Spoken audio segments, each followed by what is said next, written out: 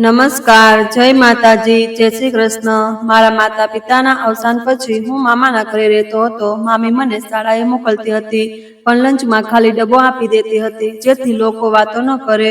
હું રોજ બાથરૂમમાં છુપાઈને રડતો હતો અને એક દિવસ પ્રિન્સિપાલ સાહેબ રાઉન્ડ પર હતા, ત્યારે તેમને મને પકડી પાડ્યો અને મારો લંચ બોક્સ ખોલાવ્યો। ત્યારે હું શરમનું માર્યું મરી રહ્યો હતો કે હવે બધાને ખબર પડી જશે, પણ જેવું બોક્સ ખુલ્યો કે પ્રિન્સિપાલની આંખો ભીની થઈ ગઈ અને તેમણે બોક્સની અંદર ચોંટાડેલી એક નાની ચિઠ્ઠી કાઢી, જેના પર લખ્યું હતું કે મારું નામ કુનાલ છે। હું ખૂબ જ પ્રેમ કરનારો અને વહાલથી રહેનારો બાળક હતો। આ વાર્તા તે સમયની છે જ્યારે મારી ઉંમર માત્ર 7 કે 8 વર્ષની હતી અને મારી દુનિયા બહુ નાની હતી, પણ એ નાની દુનિયામાં મારી ખુશીઓ પૂરી હતી, કારણ કે હું મારા માતા પિતા સાથે રહેતો હતો અને મને લાગતું હતું કે આનાથી વધુ સંપૂર્ણ જીવન કોઈનું ન હોઈ શકે। મારી માતા મને દુનિયાની સૌથી સુંદર સ્ત્રી લાગતી હતી અને તેમના ચહેરાનો પ્રકાશ મારા માટે સૂરજની પહેલી કિરણ જેવો હતો। તેમની મુસ્કાન મારામાં એવી ખુશી જગાવી દેતી હતી કે જે વિચારીને પણ દિલ ભરાઈ આવે, અને તેમની દરેક વાત મારા માટે શીખ હતી તથા તેમના હાથોના સ્નેહ મારા આખા વ્યક્તિત્વ પર કોમળ તડકાની જેમ ફેલાઈ જતો હતો। મારા પિતા વિશે જો હું કંઈ કહું તો બસ એટલું જ કે તેઓ દુનિયાના સૌથી વધુ ખ્યાલ રાખનારા માણસ હતા। તેમના અવાજમાં એવી નરમાશ હતી જે દરેક દુઃખને મિટાવી દેતી હતી, અને તેમની હાજરી મને એવો અહેસાસ કરાવતી હતી જાણે મારી ચારે બાજુ એક મજબૂત દિવાલ ઊભી હોય, જેની પાછળ કોઈ તકલીફ મારી પાસે ન આવી શકે। હું તેમનું એકમાત્ર સંતાન હતો, તેથી તેમનું બધું ધ્યાન, બધો પ્રેમ અને બધી દુઆઓ મારા હિસ્સામાં આવતી હતી, અને તેઓ બંને મારા માટે દુનિયાના 2 સૌથી મોટા વરદાન હતા। તે સમયે મારી જિંદગી એકદમ પરિપૂર્ણ હતી। હું શાળાએ જતો હતો અને શાળાએ જવું મને ગમતું હતું, કારણ કે મારી પાસે બધું જ શ્રેષ્ઠ હતું। મારી પાસે સૌથી સારું બેગ હતું જેને હું ગર્વથી ખભે લટકાવતો હતો। મારી પાસે સૌથી સારી પાણીની બોટલ હતી, જેમાં તડકામાં પણ પાણી ઠંડુ રહેતું હતું। મારા શૂઝ હંમેશા ચમકતા રહેતા હતા, અને જેવો હું મારો લંચ બોક્સ ખોલતો કે આખું ટેબલ સુગંધથી ભરાઈ જતું હતું, જેમાં મારી પસંદગીની દરેક વસ્તુ હતી, જેમ કે ક્યારેક ચીઝ રોલ, ક્યારેક બ્રેડ પકોડા, તો ક્યારેક બટાકાના પરોઠા, જેના પર મારી માતા પ્રેમથી હાથ ફેરવીને કહેતી હતી કે આ મારા દીકરા માટે છે। હું શાળામાં બેસીને ક્યારેક તે વસ્તુઓને બસ જોતો જ રહી જતો, કારણ કે મને એવું લાગતું હતું કે આ બધું પ્રેમી ભેટ છે। મને તે સમયની જિંદગીથી કોઈ ફરિયાદ નહોતી, પણ મને ક્યાં ખબર હતી કે આવનારા દિવસો મારા માટે કયા રસ્તાના દરવાજા ખોલશે। તે ગળામાં મારા માટે એક બીજો સંબંધ પણ બહુ મહત્વનો હતો। એક મામા હતા જે મારા માટે બહુ કિંમતી હતા, અને હું તેમને ખૂબ પ્રેમ કરતો હતો। જ્યારે પણ તેઓ મળતા ત્યારે મને બાહોમાં ભરી લેતા હતા। તેમની આંખોમાં એક અજીબ હૂંફ હતી, જાણે મને જોઈને તેઓ ખરેખર જાગી ઉઠતા હોય। તેમની વાતોમાં મીઠાશ હતી અને તેમનો અંદાજ એવો હતો કે મને લાગતું હતું કે તેઓ મારા મિત્ર પણ છે અને વડીલ પણ। તેમની એક પત્ની પણ હતી જે વધારે વાત નહોતી કરતી અને અવારનવાર ચૂપ રહેતી હતી। તેમના ચહેરા પર એક ગંભીરતા હતી જે મને બાળપણમાં સમજાતી નહોતી, અને હું વિચારતો હતો કે કદાચ તેઓ ઓછું બોલે છે અથવા વધારે વાત કરવી પસંદ નથી। પણ જ્યારે હું તેમની પાસે બેસતો ત્યારે તેઓ મને પ્રેમથી જોતા પણ હતા, પણ તેમના ચહેરા પર એક હળવી ઉદાસી હતી જેનું કારણ હું ક્યારેય સમજી શક્યો નહીં। મારા મામા મામીને કોઈ બાળક નહોતું, તેથી કદાચ તેઓ પણ મને પોતાના દિલમાં ક્યાંક જગ્યા આપતા હશે, પણ તે સમયે હું તેમની ચૂપકિદીને ક્યારેય સમજી શક્યો નહીં। આ સિવાય મારી જિંદગીમાં કોઈ બીજો એવો સંબંધ નહોતો જે મારા દિલમાં સ્થાન રાખતો હોય, કારણ કે મારા પિતાનો કોઈ ભાઈ નહોતો, તેથી તેમની કોઈ ચર્ચા નહોતી। મારી પાસે કોઈ બહેન પણ નહોતી, તેથી કોઈ તસવીર પણ નહોતી, અને મારી માતાની પણ કોઈ બહેન નહોતી, તેથી અમારો કોઈ મોટો પરિવાર નહોતો। મારી આખી દુનિયા માત્ર 3 લોકો પર આધારિત હતી: હું, મારી માતા અને મારા પિતા, અથવા ક્યારેક આવતા મારા મામા, અને હું આટલા જ લોકોમાં ખુશ હતો। મારી દુનિયા નાની હતી પણ પ્રેમથી ભરેલી હતી। અમારા ઘરમાં દરેક દિવસ શાંતિથી પસાર થતો હતો, અને ક્યારેક ઊંચો અવાજ સાંભળવા મળતો નહોતો કે ક્યારેય કોઈ કડવાશ અનુભવાતી નહોતી। અમને વધારે લોકોની જરૂર જ પડતી નહોતી, કારણ કે અમે 4 લોકો મળીને પણ આખી દુનિયા કરતાં વધારે મજબૂત હતા। મારા મા બાપ મળીને એક સંપૂર્ણ ઘર બનાવતા હતા, અને હું તેમના ઘરનો એવો હિસ્સો હતો જેને તેઓ પોતાના શ્વાસથી સાચવીને રાખતા હતા।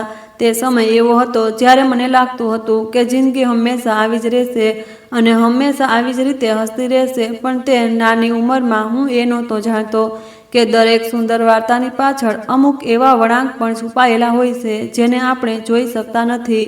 અને આ વાર્તા પણ એવા જ એક વળાંક તરફ વધી રહી હતી. પરંતુ જ્યારે માણસને જરૂરિયાત કરતાં વધારે સુવિધાઓ મળી જાય ત્યારે તે ક્યારેક ખોટા રસ્તે પણ ચાલી નીકળે છે. જો કે તે સમયે મારી ઉંમર ઓછી હતી, છતાં એક દિવસ મેં મારી મમ્મીને કહી દીધું કે જ્યારે પણ આપણે અર્પિત મામાના ઘરે જઈએ છીએ ત્યારે તેઓ માત્ર ચા જ આપે છે, સાથે કોઈ બિસ્કિટ, પીઝા કે બર્ગર કાંઈ નથી.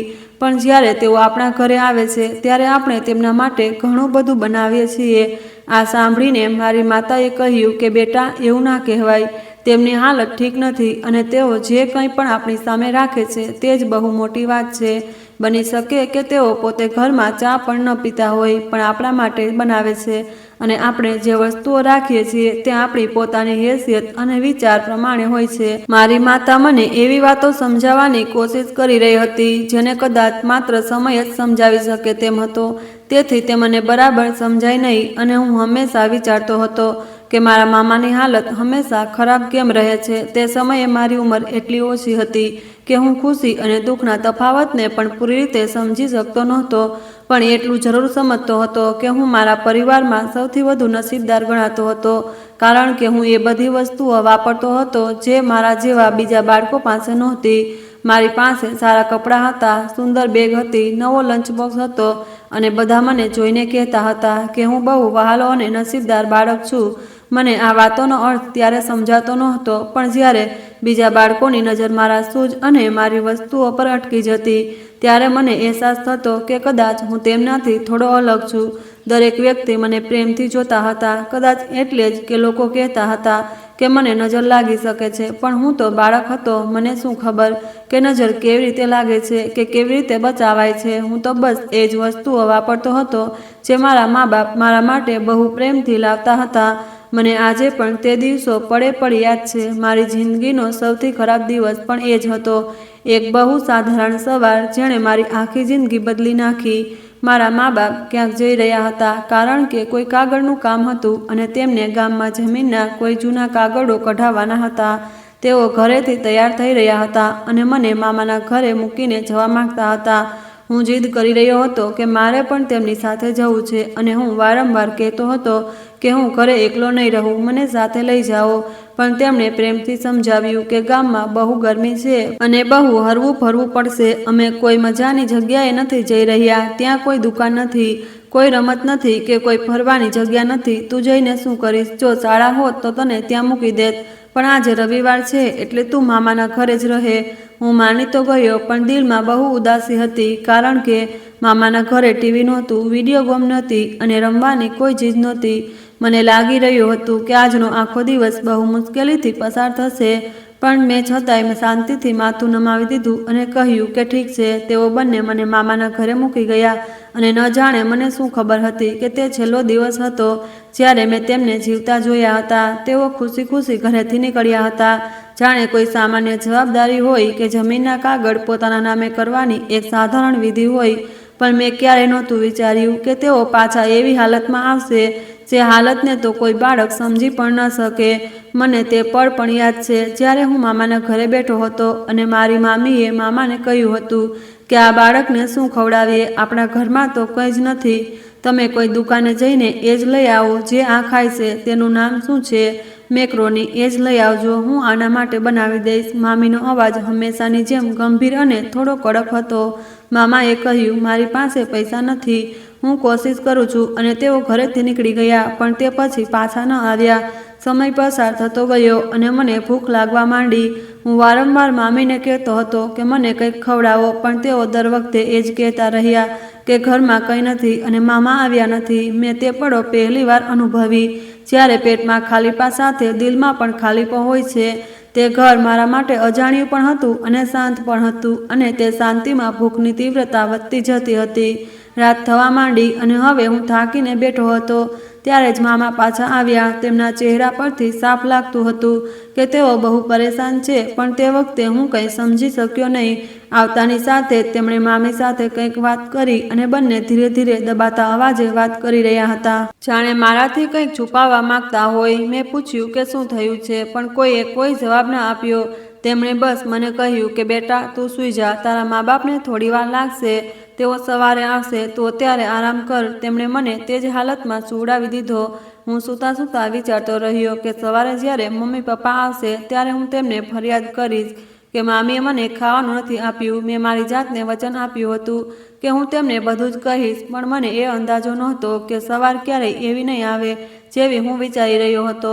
હું સૂઈ રહ્યો હતો ત્યારે અચાનક ઘરમાં રડવાનો અવાજ ગુંજવા લાગ્યો અને તે અવાજ એટલો પીડાદાયક હતો કે મારું દિલ ધ્રુજી ઉઠ્યું. હું ડરી ગયો અને ગભરાઈને બેઠો થઈ ગયો. દરવાજાની બહાર હલચલ હતી. મામીના રડવાનો અવાજ આવી રહ્યો હતો અને મામાના શ્વાસ બહુ ભારે હતા. હું સમજી નહોતો શકતો કે આ બધું શું થઈ રહ્યું છે, પણ જ્યારે હું બહાર આવ્યો ત્યારે દરેક વસ્તુ બદલાઈ ચૂકી હતી. મને જણાવવામાં આવ્યું કે મારા મા બાપની ગાડી એક અકસ્માતમાં પૂરી રીતે નાશ પામી હતી. તેમને ઘટના સ્થળે જ બહુ ગંભીર ઈજાઓ થઈ હતી અને હવે તેઓ આ દુનિયામાં રહ્યા નહોતા. મને કંઈ પણ સમજાતું નહોતું કારણ કે હું એટલો નાનો હતો કે મેં ક્યારેય મોતનો મતલબ પણ સમજ્યો નહોતો. પણ જ્યારે તેમની અંતિમ યાત્રા ઘરે લાવવામાં આવી ત્યારે જાણે મારી અંદરના બધા અવાજો એકસાથે શાંત થઈ ગયા. મને અનુભવાયું કે મારી અંદર કંઈક તૂટી ગયું છે જે કદાચ ફરી ક્યારેય જોડાઈ શકશે નહીં. હું જોર જોરથી રડવા લાગ્યો. મારા શ્વાસ રોકાવા લાગ્યા. મારી તબિયત બગડવા લાગી અને રડતા રડતા હું બેહોશ થઈ ગયો. જ્યારે મારી આંખ ખુલી ત્યારે મેં જોયું કે તેઓ બંને હંમેશા માટે જઈ ચૂક્યા હતા. ના હું તેમને બોલાવી શકતો હતો, ના તેમને ભેટી શકતો હતો અને ના તેમને એ પૂછી શકતો હતો કે તેઓ મને છોડીને કેમ ચાલ્યા ગયા. આ ઉંમરે કોઈ બાળકને એ પણ ખબર નથી હોતી કે આઘાત શું હોય છે, પણ તે દિવસે જે થયું તે મારી જિંદગીનો પહેલો અને સૌથી ઊંડો આઘાત હતો, જેણે મારી અંદરની બધી નિર્દોષતા એક જ દિવસમાં ખતમ કરી દીધી. તે દિવસ તો પસાર થઈ ગયો, પણ તેનો દર્દ મારી અંદર કાયમી રીતે વસી ગયો. હા, હું દુઃખમાં હતો. ખાવાનું નહોતો ખાતો. દિલ બેસી જતું હતું અને એવું લાગતું હતું જાણે મારી અંદર કોઈ ખાલીપો ગુંજી રહ્યો હોય. હું વારંવાર દરવાજા તરફ જોતો હતો, જાણે ગમે ત્યારે મા પિતાજી આવી જશે, પણ મારી આસપાસ કંઈ પણ બદલાયું નહોતું. બધું એવું જ હતું, પણ મારી દુનિયા તૂટી ગઈ હતી. આ જ દુઃખ સાથે એક બીજો આઘાત અમારા પર આવી પડ્યો. પિતાજીના ગયા પછી ખબર પડી કે તેમણે કોઈની પાસેથી બહુ મોટું દેવું લીધું હતું. તેઓ વ્યવસાય કરવા માગતા હતા, પણ વ્યવસાય મોટો નહોતો અને તેમાં નફાને બદલે નુકસાન થયું. દેવું વધતું ગયું અને તેમને ડર હતો કે ક્યાંક લોકો અમારું ઘર ના લઈ લે. તેથી જ તેઓ ગામ જઈ રહ્યા હતા, જેથી ત્યાંની જમીનના કાગળો કઢાવીને તેને વેચી દે અને દેવું ચૂકવી દે તથા ઘર બચી જાય. પણ તેઓ પાછા જ ન આવ્યા. મારા માટે ના કોઈ ઘર બચ્યું કે ના કોઈ સહારો. થોડા દિવસો પછી લોકો આવ્યા અને તેમણે અમારા ઘર અને પોતાના કબજો જમાવી લીધો. ઘરના સામાનમાંથી પણ બસ 2-4 વસ્તુઓ જ મામી અને મામાને પાછી મળી, જેવી કે 2-4 વાસણ, મારા થોડા કપડાં, મારા રમકડાં અને એવી જ કેટલીક વસ્તુઓ. બાકીનું બધું ઘરની સાથે જતું રહ્યું. ગાડી પણ તેમના કબજામાં જતી રહી. મારી જિંદગીમાંથી સારી વસ્તુઓ એક એક કરીને દૂર થતી જતી હતી. પિતાએ મારી 2 વર્ષની સ્કૂલ ફી પહેલાંથી જ જમા કરાવી દીધી હતી, તેથી હું 2 વર્ષ સુધી શાળાએ જઈ શક્યો. પણ તે પછી શું થશે તેની ના મને ખબર હતી કે ના કોઈને અંદાજ. મારી જિંદગી ચાલી તો રહી હતી, પણ લાગતું હતું જાણે તે ત્યાં જ થંભી ગઈ હોય. હું અવારનવાર એક જ જગ્યાએ બેસી રહેતો અને વિચારતો રહેતો કે જો મારા માતા પિતા અત્યારે હોત તો કદાચ મારે ક્યારેય એક પળ પણ આવી રીતે પસાર કરવી ન પડત. મામી અને મામા પણ બહુ ઊંડા આઘાતમાં હતા અને તેઓ પણ અત્યંત દુઃખી હતા. તેઓ પહેલા પણ અંદરો અંદર લડી લેતા હતા, પણ હવે વધારે ઝઘડવા લાગ્યા હતા અને ના છૂટકે મારા કારણથી તેમને વચ્ચે વાત બગડી જતી હતી. એવું નહોતું કે તેઓ મને ઘરમાં રાખવા નહોતા માગતા, પણ મામીની પોતાની ચિંતાઓ પણ હતી. તેઓ કહેતા હતા કે આપણે તો પહેલાથી જ મુશ્કેલીમાં હતા, પણ આપણને સહન કરી લેતા હતા કારણ કે આપણે મોટા હતા અને સમજી જતા હતા કે ક્યારેક ખાવા માટે કંઈ નથી તો ક્યારેક એક સમય મળશે તો બીજા સમયે નહીં મળે. પણ હવે એક નાનું બાળક છે, તેને આપણે કેવી રીતે સંભાળીએ, તેના માટે એ બધું કેવી રીતે પૂરું કરીએ જે તે પહેલાં જોઈ ચૂક્યો છે. તે તો લાડ પ્રેમમાં ઉછરેલો બાળક છે, આપણે શું કરીએ? મામા તેમને સમજાવતા અને કહેતા કે આપણું પોતાનું પણ તો કોઈ સંતાન નથી, તેથી કદાચ ભગવાને આપણને આ મોકો આપ્યો છે. તેઓ કહેતા કે કંઈ ને કંઈક થઈ જશે, આપણે કોશિશ કરીશું અને તેને ક્યારેય ભૂખ્યો નહીં સૂવા દઈએ. તેઓ મને પોતાની પાસે બેસાડતા, મારા માથા પર હાથ ફેરવતા અને કહેતા કે બેટા તું ચિંતા ન કર, અમે તને એકલો નહીં છોડીએ. પણ તેમની વાતો સાંભળીને પણ હું ચૂપ થઈ જતો, કારણ કે મારું દિલ સતત પોતાના મમ્મી પપ્પાની શોધમાં ભટકતું રહેતું હતું. મારી અંદરની માસૂમ ખુશીઓ ધીરે ધીરે ખતમ થઈ રહી હતી અને હું એવા દિવસો પસાર કરી રહ્યો હતો જાણે કોઈએ મારો હાથ પકડીને મને એક અંધારા ઓરડામાં નાખી દીધો હોય. છતાં પણ તે બંનેના કારણે હું ગમે તેમ કરીને જીવી રહ્યો હતો, કારણ કે તેઓ પણ કોશિશ કરી રહ્યા હતા કે હું પૂરી રીતે તૂટી ના જાઉં. હવે મારી જિંદગીની સૌથી મોટી સમસ્યા એ હતી કે હું શાળાએ તો જઈ રહ્યો હતો, પણ ત્યાં પણ દરેક દિવસ મારા માટે એક નવું દર્દ લઈને આવતો હતો. ફીની વ્યવસ્થા પિતાએ પહેલાં જ કરી દીધી હતી અને પુસ્તકો પણ શાળાની ફીમાં જ સામેલ હતા. યુનિફોર્મ પણ મારી પાસે 2-3 જ હતા, જેને હું વારંવાર ધોઈને સૂકવવાની રાહ જોઈને પહેરી લેતો હતો. પણ અસલી સમસ્યા તે સમય હતી જ્યારે લંચ ટાઈમ આવતો હતો. અમારી શાળામાં એવો નિયમ હતો કે દરેક બાળક પોતાની પસંદગીનું લંચ ઘરેથી લાવે, જેથી બધા બાળકો એકસાથે બેસીને ખાઈ શકે અને કોઈ પણ બાળક શરમાય નહીં. પણ મારા ઘરમાં એટલું બધું નહોતું કે મારા લંચ બોક્સમાં કોઈ વસ્તુ રાખી શકાય. તેથી મામી મને રોજ એક ખાલી લંચ બોક્સ આપી દેતી હતી, જેથી બીજા બાળકોને લાગે કે હું પણ લંચ લઈને આવ્યો છું. હું બાળક હતો તેથી મને આ વાત થોડા સમય સુધી સમજાતી નહોતી, પણ મારી મજબૂરી કોઈ જોઈ શકતું નહોતું. 1-2 વાર એવું પણ બન્યું કે શિક્ષિકા મારી પાસે આવ્યા અને સ્મિત સાથે કહેવા લાગ્યા કે કુનાલ, તે આજે બહુ વહેલું લંચ કરી લીધું. મેં માથું નમાવીને કહ્યું કે મને બહુ ભૂખ લાગી હતી એટલે જલ્દી ખાઈ લીધું, જ્યારે લંચ બોક્સ તો ખાલી જ હતો અને એ ડર પણ રહેતો કે ક્યાંક ટીચર ખોલીને જોઈ ન લે. તેથી હું વાત બદલીને ત્યાંથી હટી જતો હતો. ક્યારેક લંચના સમયે હું બાથરૂમમાં પોતાને બંધ કરી લેતો હતો અને ત્યાં ઊભા રહીને હું બહાર બાળકોના હસવાના, તેમના ખાવાના અને વાતોનો અવાજ સાંભળતો હતો, જે મારા દિલ પર ઘા જેવો લાગતો હતો. મને લાગતું હતું કે જાણે મારી છાતી પૂરી રીતે ખાલી થઈ ગઈ હોય.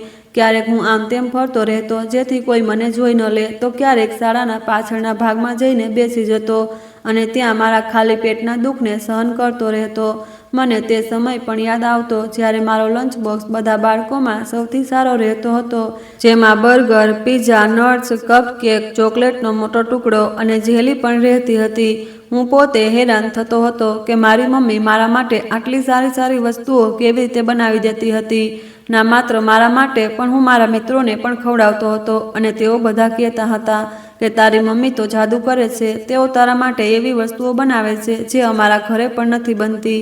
મારી મમ્મી મારા માટે વિદેશથી આવતો એક ખાસ લંચ બોક્સ લાવી હતી, જે ચમકદાર અને સુંદર હતો. દરેક તેને અડીને કહેતા હતા કે આ તો બહુ મોંઘો હશે અને હું ગર્વથી કહેતો હતો કે હા, મારી મમ્મીએ દિલથી ખરીદ્યો છે. પણ હવે તે બધું ખતમ થઈ ચૂક્યું હતું. હવે ના તે મમ્મી હતી, ના તે વસ્તુઓ હતી, ના તે પ્રેમ હતો, ના તે સુગંધ હતી અને ના તે હાથ હતા જે મારા માટે લંચ બનાવતા હતા. હવે હું એ બાળક હતો જેને લંચ બોક્સ ખાલી હતો, જેનું પેટ પણ ખાલી હતું અને જેનું દિલ સૌથી વધુ ખાલી હતું. હું વિચારતો હતો કે જો દુનિયામાં કોઈએ સૌથી વધુ બદલાવ જોયો હોય તો તે હું જ હતો. એક નાનકડું બાળક જે ક્યારેક સારી જિંદગી જીવતું હતું અને અચાનક તેના પર આટલી મોટી મુસીબત આવી પડી હતી. મારી તે સમયની હાલત શું હતી તે કોઈ સમજી શકતું નહોતું. હું અંદરથી તૂટી ગયો હતો. હસતો હતો તો પણ આંખો ભીની રહેતી હતી અને રમતો હતો તો પણ દિલ ભરાયેલું રહેતું હતું. હું ગમે તે કરી લેતો પણ મારી અંદર એક અંધારું દરરોજ ઊંડું થતું જતું હતું.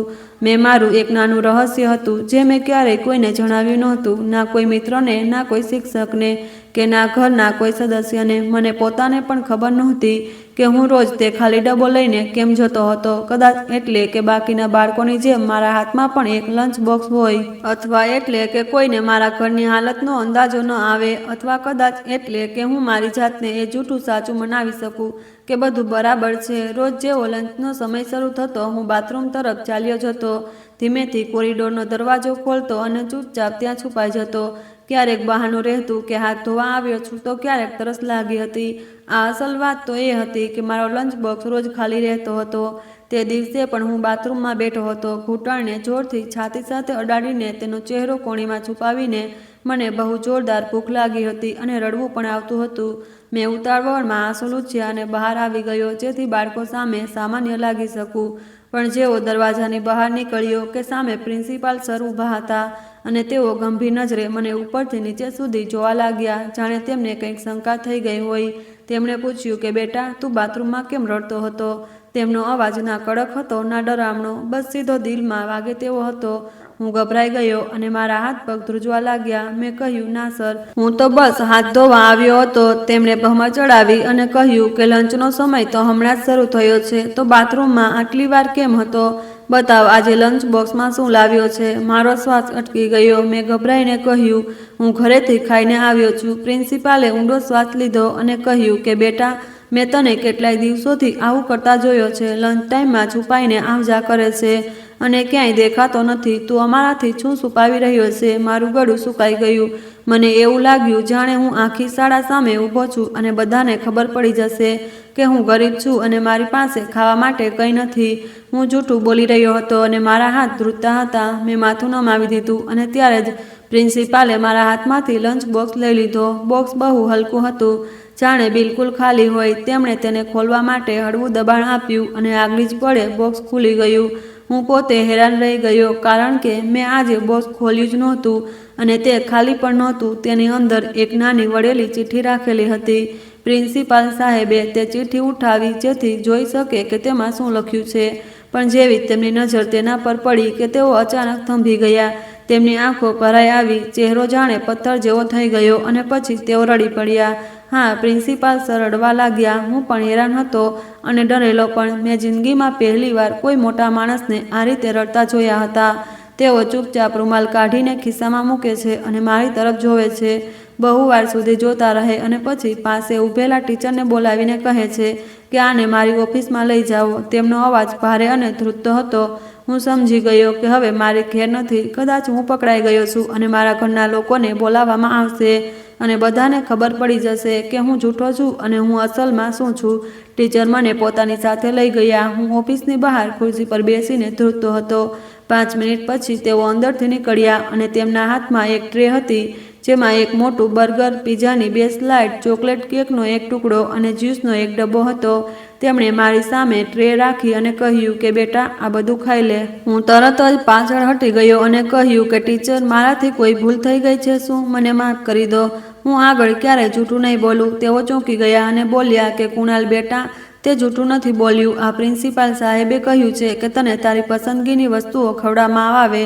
આ કહીને ટીચરે ઊંડો શ્વાસ લીધો અને પૂછ્યું કે બેટા, તે નાસ્તામાં શું ખાધું હતું? હું થોડી વાર ચૂપ રહ્યો અને પછી ધીમેથી બોલ્યો, માત્ર 1 કપ ચા. ટીચરની આંખોમાં પાણી આવી ગયું અને તેમણે કહ્યું કે એટલે જ તું નબળો પડી રહ્યો છે. ચાલ, થોડું ખાઈ લે, પછી બહુ ભૂખ લાગશે.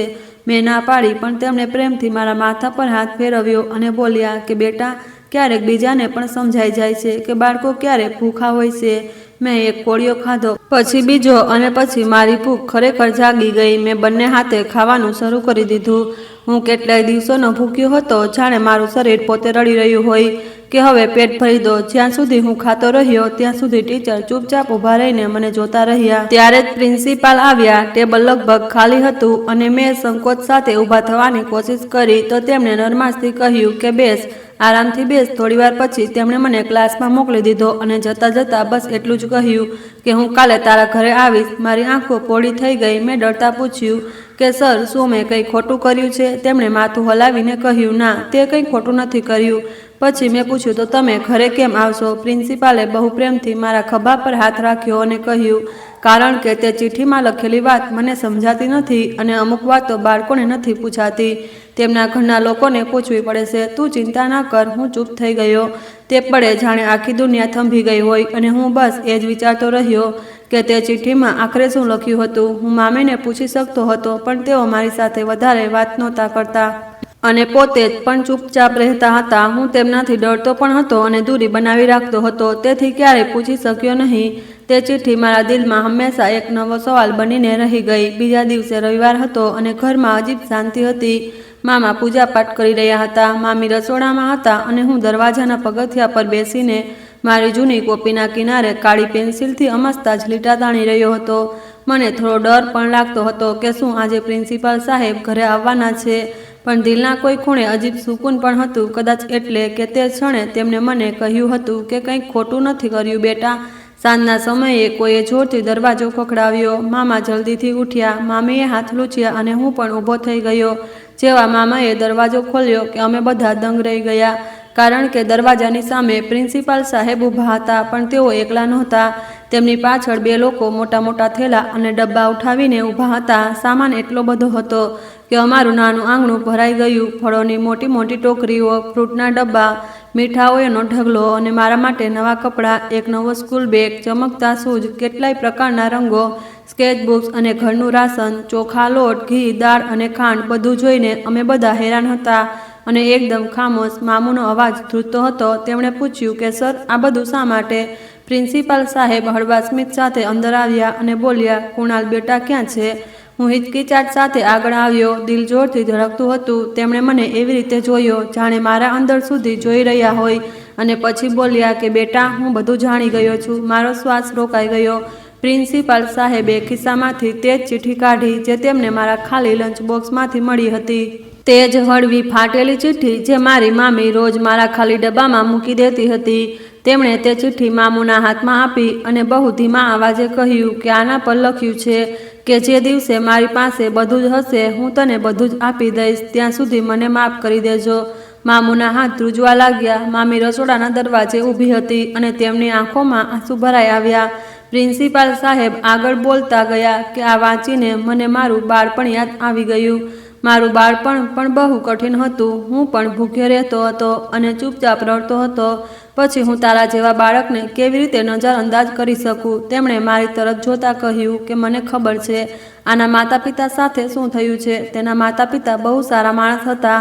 તેમણે અમારી શાળાને ગરીબ બાળકો માટે લાખો રૂપિયા આપ્યા હતા. મેં તેમણે વચન આપ્યું હતું કે હું તે ગરીબ બાળકોને જરૂર મદદ કરીશ જેમને મદદની જરૂર છે. પણ મને શું ખબર હતી કે તેમનો પોતાનો દીકરો ભૂખ્યો રહી રહ્યો છે. મામુ ધ્રુસકે રડતા બેસી ગયા અને કહ્યું કે સર, અમને ખબર નહોતી. અમને લાગ્યું બધું ઠીક છે.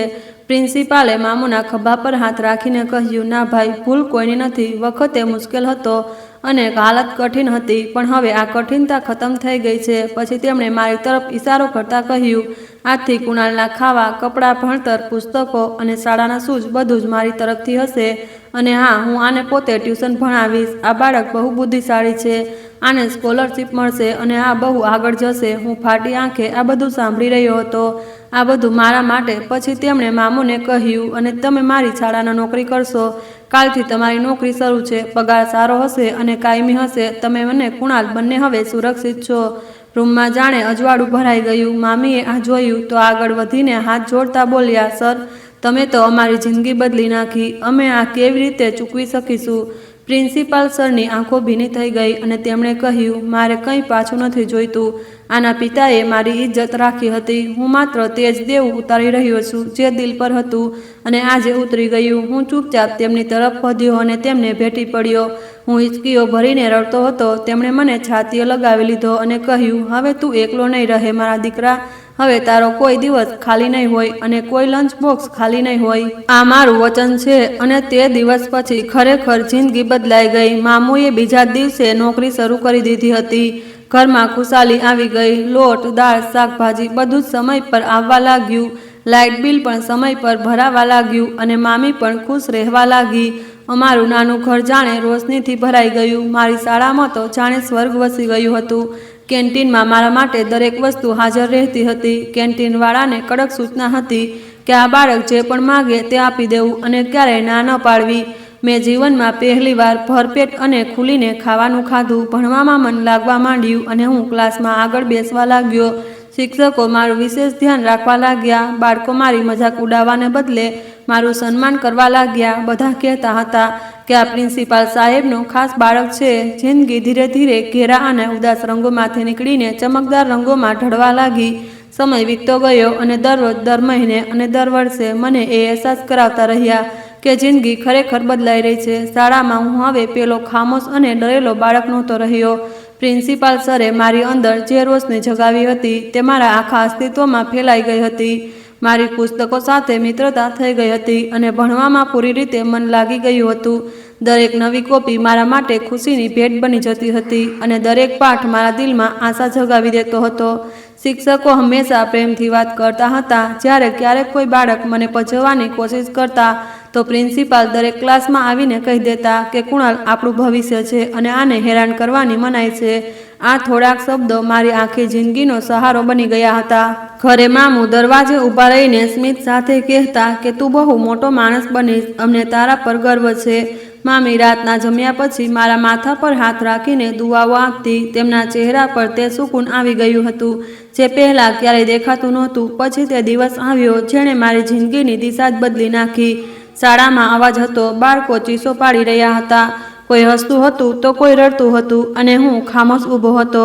દિલ જોરથી ધડકતું હતું. પ્રિન્સિપાલ સર મારી પાસે ઊભા હતા અને બોલ્યા, ગભરાતો નહીં કુણાલ, તારો સમય આવી ગયો છે. હું યાદીની સામે ઊભો રહીને માર્ક જોઈ રહ્યો હતો અને મારો શ્વાસ થંભી ગયો. હું મેટ્રિક બોર્ડમાં ટોપર હતો. મામું અને મામીએ મને ગળે લગાવી લીધો. તેમની આંખોમાં ખુશીના આંસુ હતા. પ્રિન્સિપાલ સર પાછળ ઊભા હતા અને તેમની આંખોમાં ગર્વના આંસુ હતા. તેમણે કહ્યું કે મેં કહ્યું હતું ને કે તારી જિંદગી બદલાઈ જશે, અને તે દિવસ પછી ખરેખર મારી જિંદગી બદલનારો હતો. મારું આગળનું આખું ભવિષ્ય સ્કોલરશિપ પર થઈ ગયું. ડર છતાં મેં શાનદાર માર્ક મેળવ્યા. દરેક શિક્ષક મારા કામના વખાણ કરતા અને દરેક ડગલે મને આગળ વધવા માટે પ્રોત્સાહિત કરતા. પ્રિન્સિપાલ સર અવારનવાર મને કહેતા હતા કે તું મારો શિષ્ય નહીં પણ મારો દીકરો છે. એક દિવસ તેમણે મને તેમના ઘરે બોલાવ્યો. હું બેઠકમાં બેઠો હતો અને પ્રિન્સિપાલ સરે થોડી વારની શાંતિ પછી કહ્યું કે હવે તું માત્ર મારો વિદ્યાર્થી નથી, હું ઈચ્છું છું કે તું મારા પરિવારનો હિસ્સો બને. હું હેરાન રહી ગયો. પછી તેમણે પૂરી વાત સમજાવી અને કહ્યું કે તેમણે પોતાની દીકરીનું માંગવું મારા માટે નક્કી કરી રાખ્યું છે અને હું તેમનો જમાઈ બનું. મારી આંખોમાં પાણી આવી ગયું અને મેં માથું નમાવીને કહ્યું, સર હું આ પ્રેમને કાબિલ નથી. તેમણે મારો હાથ પકડી લીધો અને બોલ્યા કે બેટા, તું આ પ્રેમથી પણ વધારે કાબિલ છે.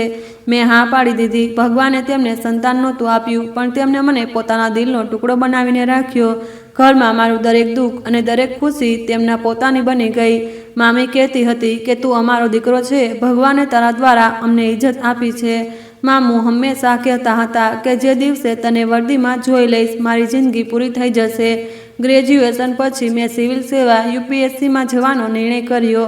પ્રિન્સિપાલ સરે જ મને આ રસ્તા પર વાળ્યો હતો. તેઓ કહેતા હતા કે તું દેશ માટે ઘણું બધું કરી શકે છે અને તારી કાબિલિયત બહુ ઊંચી છે. પછી તે સમય આવ્યો જ્યારે હું દિવસ રાત ભણવામાં લાગી ગયો. રાતના 2-3 વાગ્યા સુધી જાગતો રહેતો અને રૂમની લાઇટ આખી રાત ચાલુ રહેતી. મામી મારા રૂમની બહાર બેસી જતી જેથી હું પોતાને એકલો ન અનુભવું. મામું મારા માટે દૂધ લઈને આવી જતા હતા. આ તે પ્રેમ હતો જેનું કોઈ મોલ નહોતું. જ્યારે પરિણામ આવ્યું ત્યારે ઘરની બહાર શોર મચી ગયો. લોકો કહી રહ્યા હતા કે તેનું નામ લિસ્ટમાં સૌથી ઉપર છે. હું દોડતો ઘરે આવ્યો. પ્રિન્સિપાલ સર દરવાજે ઊભા હતા. તેમને મને ગળે લગાવી લીધો અને કહ્યું, મેં કહ્યું હતું ને કે તું ઓફિસર બનીશ. આજે મારા શબ્દો સાચા થઈ ગયા. મામુની આંખોમાં ખુશી હતી અને મામી ધ્રુસકે રડવા લાગી. તેઓ કહેવા લાગી કે ભગવાને અમને દીકરો આપ્યો અને તેણે જ અમારા ઘરને રોશન કરી દીધું. પોસ્ટિંગનો લેટર આવ્યો તો તેના પર લખ્યું હતું, એરિયા કમિશનર કુણાલ, અમદાવાદ. હું બહુ વાર સુધી તેને જોતો રહ્યો અને મારી આંખો ઝાંખી થઈ ગઈ.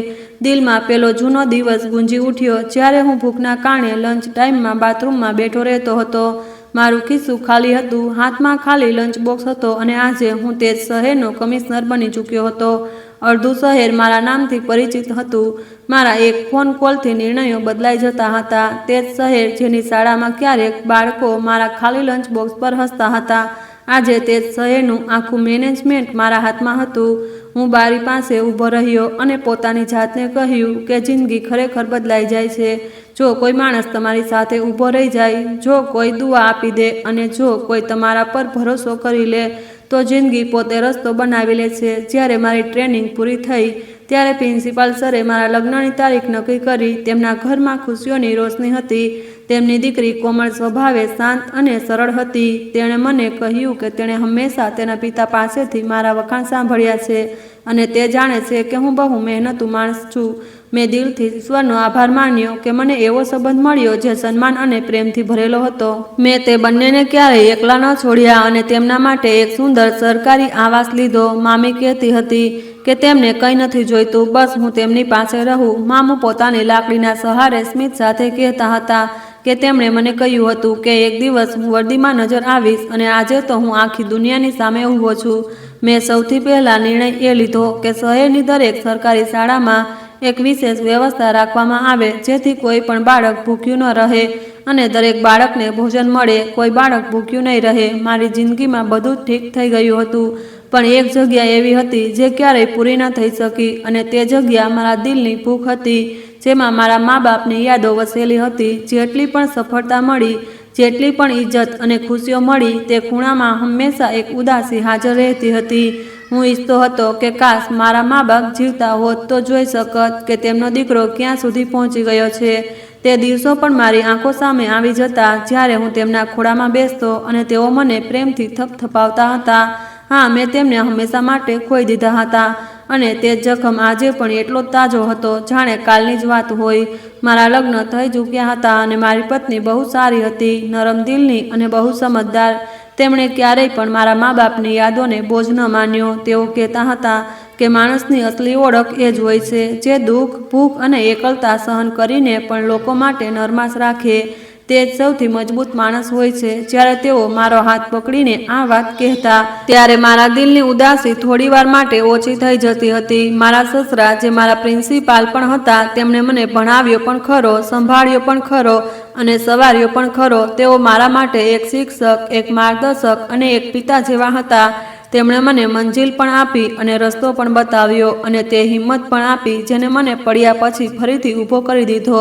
જ્યારે પણ હું તેમની સામે બેસતો, મને લાગતું કે હું ફરી પેલો બાળક છું જે તેમની દરેક વાતને સાચી માનીને સ્વીકારતો હતો. તેમણે મને માત્ર શિક્ષણ નથી આપ્યું, પણ એક સારો માણસ બનાવ્યો. જો તેઓ ના હોત તો કદાચ હું મારા દુઃખોમાં ડૂબીને તૂટી ગયો હોત, કારણ કે બાળપણના તે દુઃખ એક સામાન્ય માણસની સહનશક્તિથી ક્યાંય વધારે મોટા હતા. મારી સાસુ પણ બહુ સારા હતા. તેમણે મને દીકરાની જેમ અપનાવ્યો અને મને તે સ્નેહ આપ્યો જે એક માં આપે છે. જ્યારે પણ હું ઘરે આવતો, તેઓ મને જોઈને ખુશ થઈ જતા અને કહેતા કે કુણાલ, તું અમારા ઘરની રોનક છે. તેમની વાતો મારા દિલ પર મલમનું કામ કરતી હતી. મામું અને મામી તો મારા માટે પહેલાથી જ બધું હતા. તેઓ મારા દુઃખના સમયે પડછાયો બનીને ઊભા રહ્યા અને ત્યારે સહારો આપ્યો જ્યારે મારી પાસે કોઈ સહારો નહોતો. જ્યારે પણ હું થાકી જતો કે ઉદાસ હોતો, ત્યારે હું તેમની પાસે બેસી જતો. મામી મને જોઈને કહેતી હતી કે અમને ગર્વ છે કે ઈશ્વરે અમને તારા માટે પસંદ કર્યા છે. અને મામું કહેતા હતા કે તું અમારી જિંદગીનો સહારો છે. તેમની વાતો મારા દિલમાં ઉતરી જતી હતી, કારણ કે તે નિસ્વાર્થ અને સાચી હતી. હું મારા મા બાપની કબર પર જરૂર જતો હતો અને ત્યાં જઈને બહુવાર સુધી બેઠો રહેતો હતો. શાંતિ મને ઘેરી લેતી અને ત્યારે હું માટી પર હાથ રાખીને કહેતો કે કાશ તમે જીવતા હોત, કાશ તમારી સામે વર્દીમાં ઊભો હોત અને તમે મારા હાથમાં કમિશનરનો લેટર જોત. પણ જિંદગીના અમુક ઝકમક ક્યારેય નથી ભરાતા, અમુક ખોટ ક્યારેય પૂરી થતી નથી, અને અમુક તમન્નાઓ હંમેશા અધૂરી જ રહે છે. હું ત્યાં બેસીને રડતો પણ હતો અને પ્રાર્થના પણ કરતો હતો કે ઈશ્વર તેમની આત્માને શાંતિ આપે. સમય વીતતો ગયો અને મારી જવાબદારીઓ વધતી ગઈ, પણ દરેક તકે હું એવું વિચારીને કામ કરતો રહ્યો કે મારે બીજાઓ માટે તે તકો ઊભી કરવાની છે જે મને ક્યારેય નહોતી મળી. હું ઈચ્છતો હતો કે કોઈ બાળક એકલતા, ડર, ભૂખ અને પરેશાનીનો શિકાર ના બને.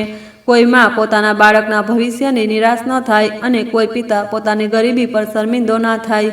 હું ઈચ્છતો હતો કે મારા શહેરમાં કોઈની જિંદગી એવી ના હોય જેવી ક્યારેય મારી હતી. મારો નવો પરિવાર મારા માટે બધું જ હતો. મારી પત્ની મારો સહારો હતી, મારા સસરા અને સાસુ મારા મજબૂત સ્તંભ હતા, અને મામું મામી અમારા ઘરની કરોડરજ્જુ હતા. તે બધાના માધ્યમથી મેં મારી જિંદગીનો તે હિસ્સો પૂરો કર્યો જે નસીબે મારી પાસેથી પહેલાં છીનવી લીધો હતો. હવે હું ક્યારેય એકલો નહોતો અને ના તો સહારા વગરનો. તે બધા મને પ્રેમ આપતા હતા અને હું તે પ્રેમને મારા દિલમાં સાચવીને રાખતો હતો, જેથી કોઈ પણ ક્ષણે નબળો ના પડું. દિવસો વીતતા ગયા અને હું દરરોજ અને દર રાત્રે મારા પ્રભુનો આભાર માનતો રહ્યો કે તેણે મને તે સન્માન આપ્યું જેની મેં ક્યારેય કલ્પના પણ નહોતી કરી. મેં શીખ્યું કે પરીક્ષાઓ માણસને તોડવા માટે નહીં, પણ તેનું વાસ્તવિક રૂપ બતાવવા માટે આવે છે. મેં એ પણ શીખ્યું કે જો કોઈની પાસે પ્રેમ હોય તો તે દરેક કઠિનાઈ સહન કરી શકે છે, કારણ કે પ્રેમ તે શક્તિ છે જે માણસને પડવા નથી દેતી. અસલી શક્તિ ધન કે અધિકાર નથી, પણ તે દર્દ છે જેને માણસ સહન કરે અને પછી તે દર્દને બીજાઓ માટે કરુણામાં બદલી નાખે છે. માણસની સાચી સફળતા ત્યારે હોય છે જ્યારે તેની પાસે શક્તિ અને અધિકાર હોય, છતાં તે તેને બીજાની ભલાઈમાં વાપરે. જો દિલમાં પ્રેમ હોય તો માણસ દરેક મંજિલ મેળવી શકે, પણ જો દિલમાં નફરત હોય તો દુનિયાની કોઈ પણ સફળતા તેને શાંતિ આપી શકતી નથી. માણસને ક્યારેય કોઈની માથે શરમ ના આવવી જોઈએ, કારણ કે માં માણસને બનાવે છે, મિટાવતી નથી. માણસ ત્યારે જ મોટો બને જ્યારે તે પોતાની રોશની બીજામાં વહેંચે છે અને આ જ્યારે પોતાની પીડાને બીજાનો સહારો બનાવી દે છે. દુનિયામાં સૌથી મોટી પ્રતિષ્ઠા એ જ છે કે માણસ પોતાના ચરિત્રથી કમાય છે. આ તે સન્માન છે જેને ના છીનવી શકાય, ના ખરીદી શકાય અને ના તે સમયે તેને મિટાવી શકે છે. તો મિત્રો, આ હતી આજની વાર્તા. આ વાર્તા વિશે તમારો શું અભિપ્રાય છે તે કમેન્ટ બોક્સમાં જરૂર જણાવજો. પ્લીઝ, જો વાર્તા પસંદ આવી હોય તો વિડીયોને લાઇક કરજો અને ચેનલને સબસ્ક્રાઈબ કરીને બેલ આઇકન પર ક્લિક કરી તેને ઓલ પર સેટ કરી દેજો, જેથી તમને નવા વિડીયોની જાણકારી તરત જ મળી જાય. વિડીયોને લાઇક કરવાનું ના ભૂલતા પ્લીઝ. ધન્યવાદ.